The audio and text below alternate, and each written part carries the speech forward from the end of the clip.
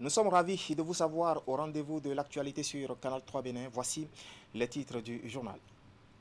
Patrice Talon, candidat à sa propre succession à la magistrature suprême du Bénin, nous le savons depuis quelques jours. Et tout comme les autres prétendants au fauteuil présidentiel, la candidature de l'homme a été officiellement déposée hier, jeudi. Les dossiers sont convoyés à la Sénat par le ministre de la Justice, accompagné pour la circonstance de plusieurs ténors des partis politiques BR et UP. Dans cette édition, nous ferons un retour sur les temps forts de l'opération de dépôt de candidature.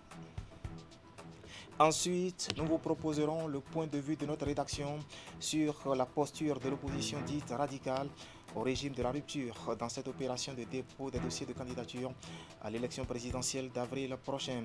Au sein de cette opposition, plusieurs candidatures ont été enregistrées et cela a réveillé notre curiosité. Eh bien, notre point de vue sera présenté par Nagui Balabé. Et puis en fin de journal, nous parlerons de l'exportation de l'ananas frais du Bénin sur le marché international. Le produit sera conditionné désormais dans des emballages en carton présentés et remis ce vendredi matin aux acteurs de la filière. Des emballages qui viennent de l'agence belge de développement à travers le programme DEFIA, nous dirons Clément Tchadé et Eder Mbevi.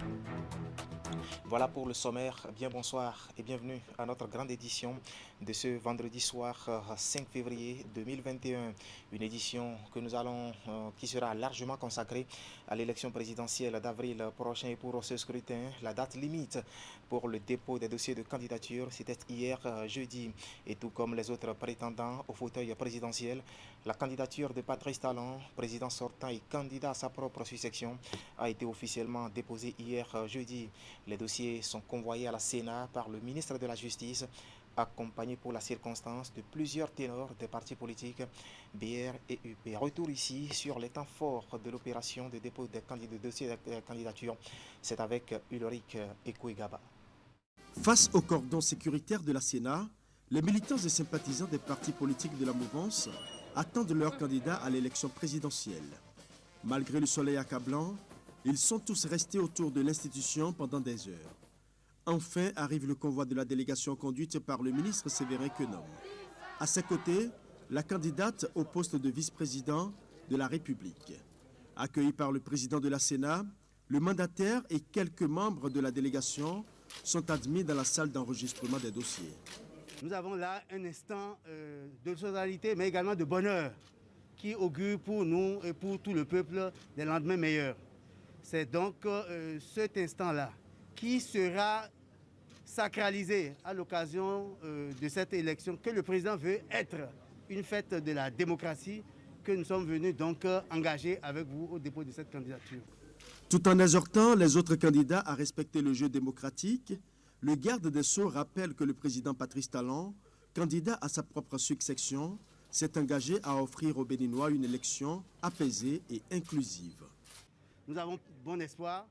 Le président Talon s'est engagé dans une démarche en vue d'une élection apaisée et inclusive.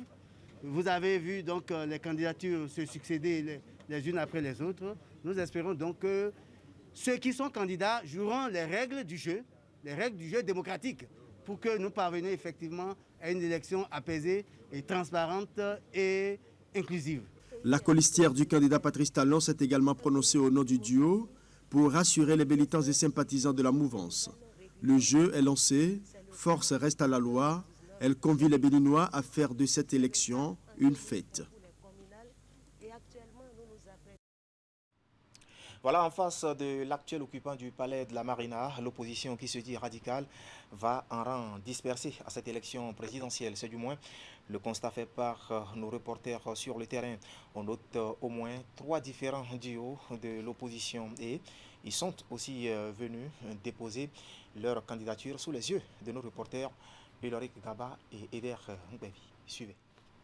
Alors que le peuple s'attendait à un unique duo de candidature du collectif des forces politiques qui se réclame de l'opposition radicale, il aura finalement droit à 3 différentes candidatures. Ainsi, le Front pour la Restauration et la Démocratie présente le duo Frédéric Joël Aïvor avec pour colistier Moïse Kérékou.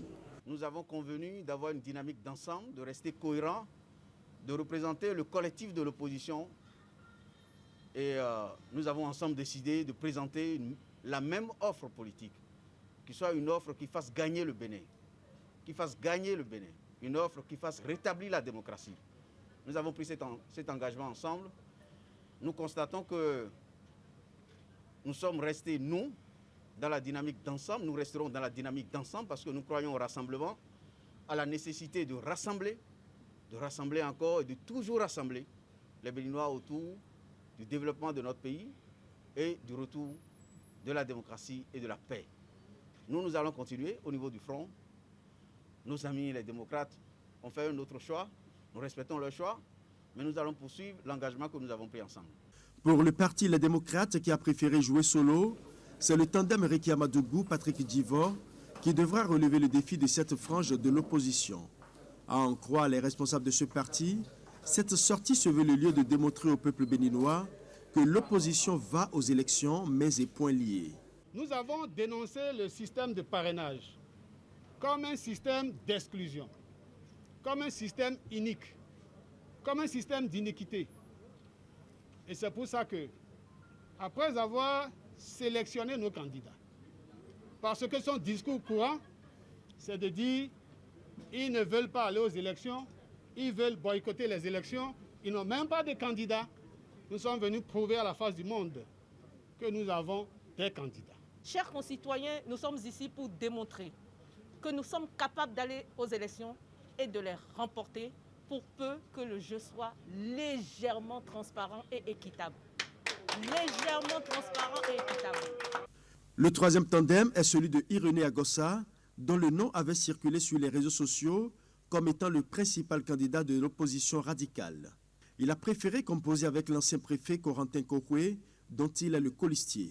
Ce qu'il faut pour ce peuple, c'est de restaurer la confiance, c'est de restaurer la démocratie, c'est libérer les énergies et donner l'accès aux opportunités au plus grand nombre de Béninois.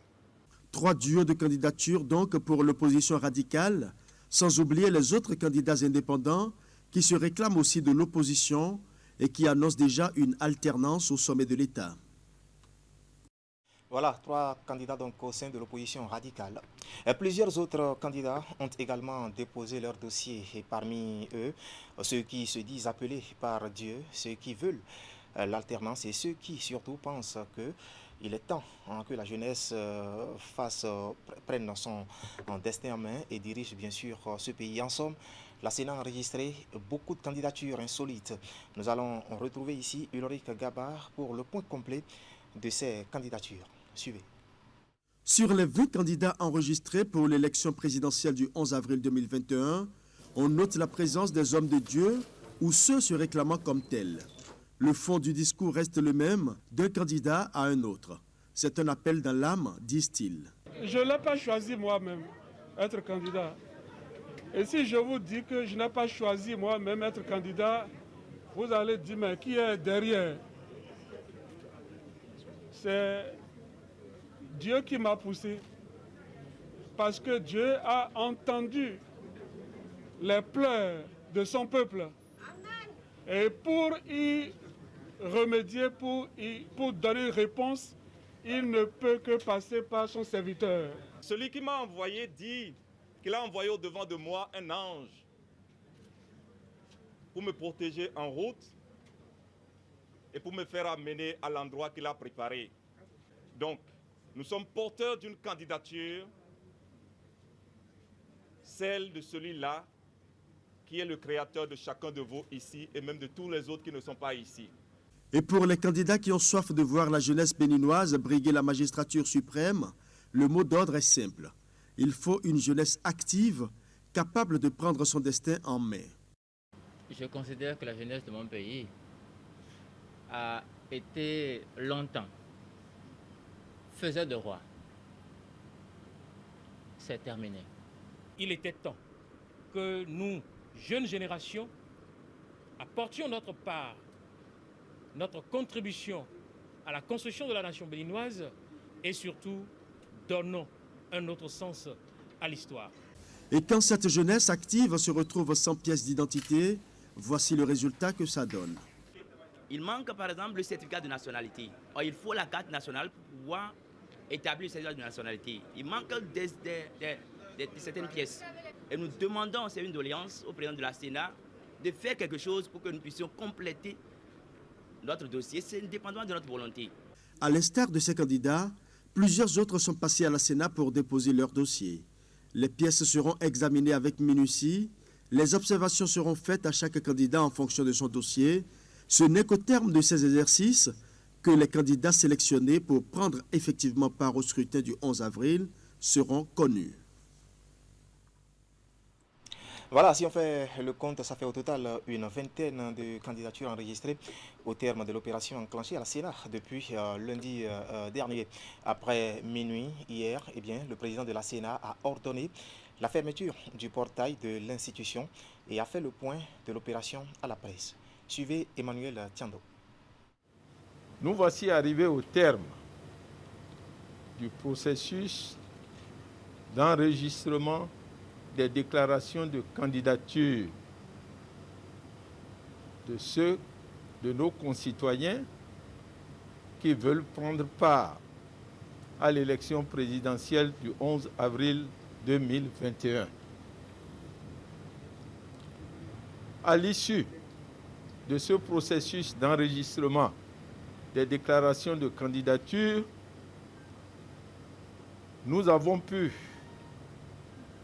noter que 20 déclarations ont été faites par des candidats qui se sont présentés, pour certains, en duo et pour d'autres de façon unique. Nous avons aussi noté que parmi ces 20 déclarations de candidature, il y a des déclarations qui ne comportent pas de parrainage.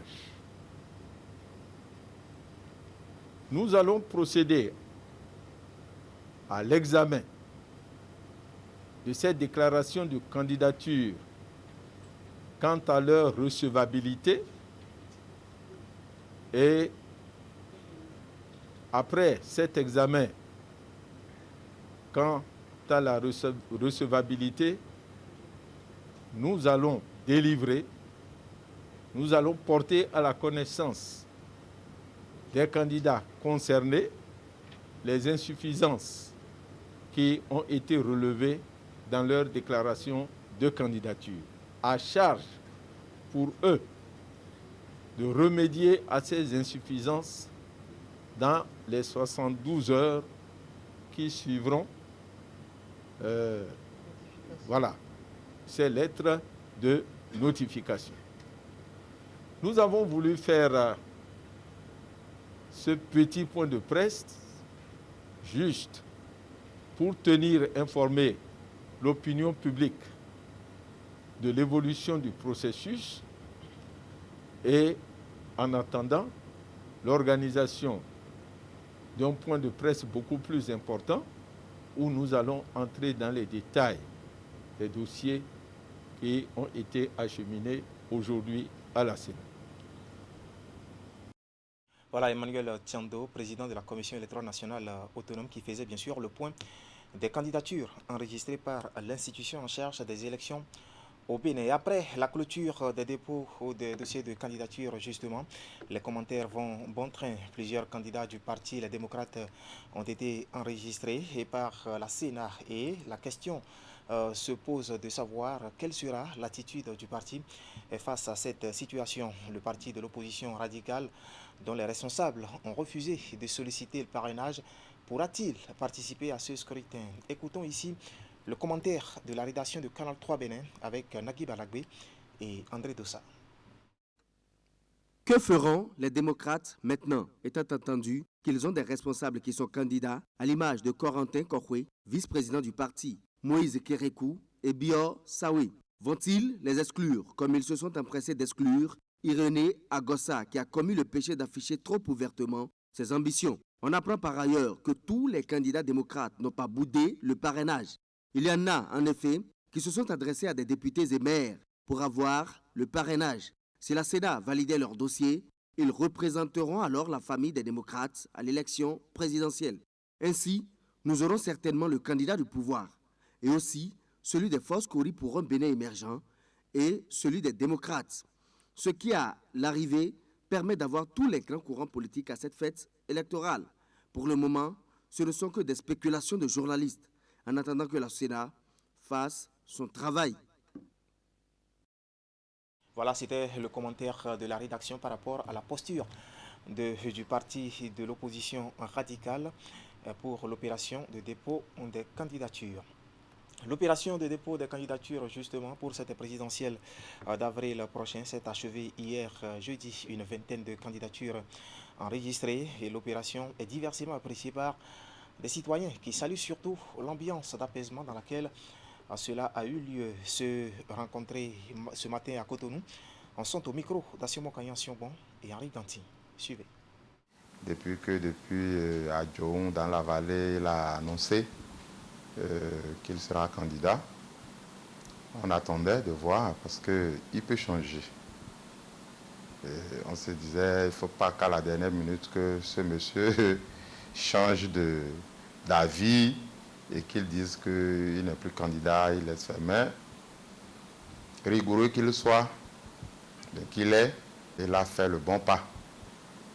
Il a dit oui, qu'il sera candidat et qu'il n'y a pas question qu'il arrête en si bon chemin. Parce que quand tu commences quelque chose et puis tu ne vas pas à la fin de ce que tu as commencé, c'est pas bien, ça laisse un mauvais arrière-goût. Je crois qu'aujourd'hui, on peut se frotter les mains que bon, il participe à la course et puis chacun jouera sa partition. Qui n'est pas au Bénin depuis 4 ans, 5 ans, et qui revient au Bénin aujourd'hui, doit quand même savoir qu'il y a quelque chose qui se fait, il y a quelque chose qui est fait, il y a quelque chose qui doit continuer d'être fait pour que le Bénin retrouve vraiment sa bonne peau. Le président Patrice Talon vient d'honorer son peuple. Il vient de démontrer à la face du monde qu'il a l'écoute de sa population et c'est pour la population qu'il travaille. Le peuple a exigé et obtenu de lui de continuer.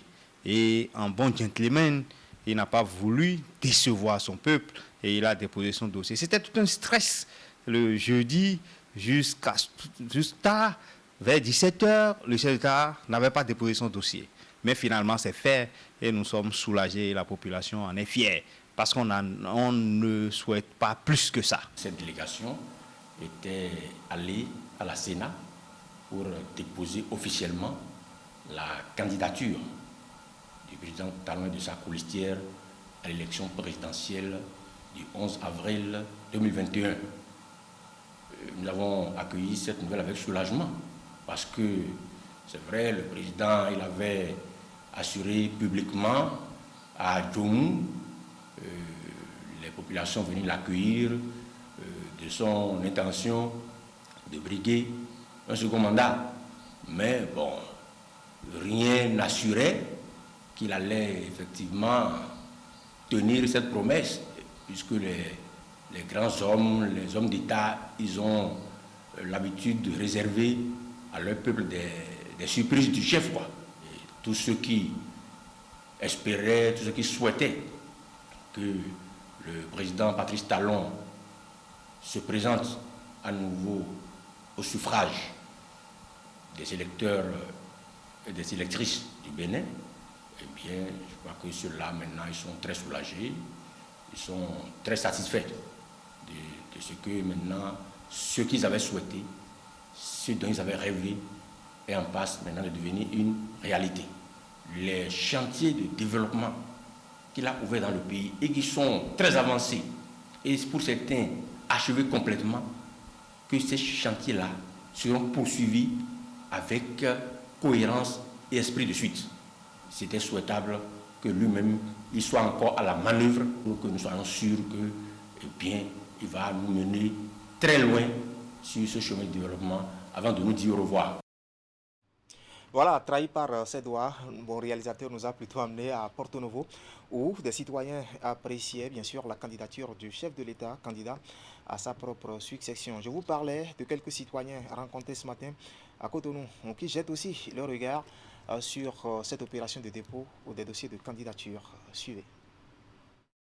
Nous voyons vraiment qu'il y a 20 candidats à la date quand même d'aujourd'hui, ce qui montre qu'il y a toujours de la vitalité démocratique au Bénin. Et la démocratie béninoise à l'orée ou bien à la veille des élections du scrutin, c'est comme une fête. Et la fête a commencé depuis avant-hier à la Sénat, où la population vraiment était en liesse. Nous avons assisté à plus de 20 candidatures, à près de 20 candidatures hier. Ça dit le jeu a ouvert. Beaucoup seront recalés parce qu'ils n'ont pas réussi à respecter le test en vue.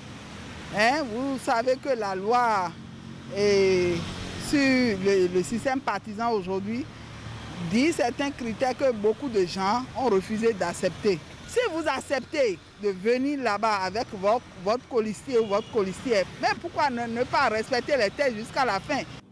Je me réjouis que le dépôt soit ouvert à tout Béninois répondant aux critères. D'aucuns diraient que ça n'allait pas se passer comme ça. Mais le Bénin a toujours étonné et le Bénin vient encore d'étonner. Il y a eu 20 duos ou individuels. Cela prouve une fois encore le niveau de maturité de la politique béninoise. Il y a le président en exercice qui veut encore conquérir son fauteuil. Il y a encore ces challengers. Donc, on a tout suivi. Maintenant, ce que nous demandons, le Bénin a toujours étonné le monde entier. Le Bénin est un pays de paix. Le Bénin est un pays de démocratie. On a toujours parlé du Bénin partout dans le monde. Donc, nous voulons toujours étonner le monde. Donc, on remercie Dieu du fait que le président a accepté que tout le monde aille à l'élection. Moi, je voudrais lancer un appel à tous ceux qui sont candidats aux élections présidentielles, vraiment que c'est mieux que nous regardons dans le même sens pour apaiser le climat électoral, pour que nous puissions vraiment faire décoller notre pays comme on l'a commencé depuis 2016. Et si on ne fait rien de tout ça, le bruit n'arrange rien du tout, et que la paix, elle doit être sauvegardée, et pas tout le monde. La paix n'est pas individuelle. La paix, c'est pour tout le peuple, c'est pour tout le monde, pas quelqu'un qui veut trouver la paix et l'autre veut la paix. Nous voulons tous la paix, autant que nous le souhaiterions, nous les députés, nous le souhaiterions, tous ceux qui sont parrains, nous souhaitions qu'il y ait la paix. Et pour ça que nous avons ouvert le parrainage à tous ceux qui veulent les candidats. Il y a quand même des préalables qu'il faut respecter pour sortir de la pauvreté. Un pays émergent passe toujours par des étapes avant d'être émergent. Patrice Talon, notre président de la République, a compris et il a commencé, nous avons vu, c'est nous-mêmes qui l'avons ramené. Nous avons dit, ne nous lâche pas parce que vous le méritez et il a accepté. Il est fier d'être béninois, il n'est pas à la quête de Messie, mais lui, il sait que les Béninois, quand ils travaillent, le Bénin doit se développer et il nous a mis au travail. Voilà quelques citoyens rencontrés ce matin à Cotonou qui jetaient bien sûr leur regard sur l'opération de dépôt des dossiers de candidature pour cette élection présidentielle d'avril prochain. Direction Natitengu, ville située au nord-ouest du Bénin. Ici, la candidature de Patrice Talon à ce scrutin a retenu toutes les attentions ou presque. Eh bien, les populations rencontrées par l'équipe de notre antenne régionale à Takora-Donga apprécient. Regardez. La candidature du président Talon, c'est une très bonne chose pour le Bénin.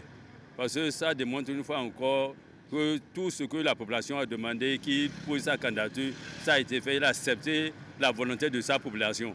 Donc ça veut dire qu'il a l'écoute de sa population. Vraiment, ça a encouragé. Quand j'ai vu l'image hier sur vos antennes, vraiment, j'étais tellement ému et très content.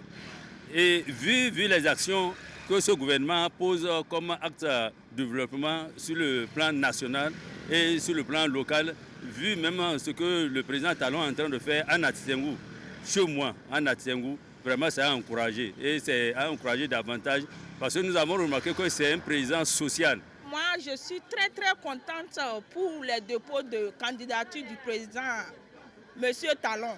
Parce que je veux voir finir ses œuvres, surtout le marché de Natitengou. Je veux le voir finir ça. Comme il a déposé, moi je suis contente. Parce que je me demande si Talon partait, qui va finir le marché de Natitengou.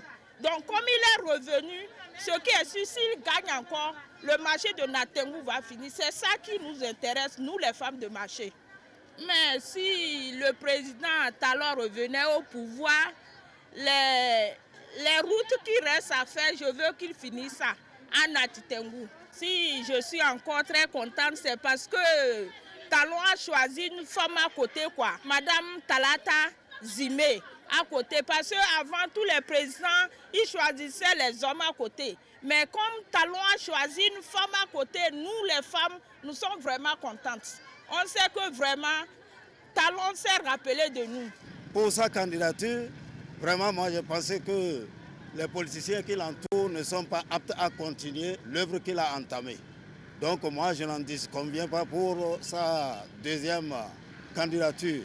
Donc vraiment, je lui souhaite bon vent et bonne chance pour que l'œuvre qu'il a entamée prenne vraiment fin. Donc moi, ma prière est qu'il revienne au pouvoir.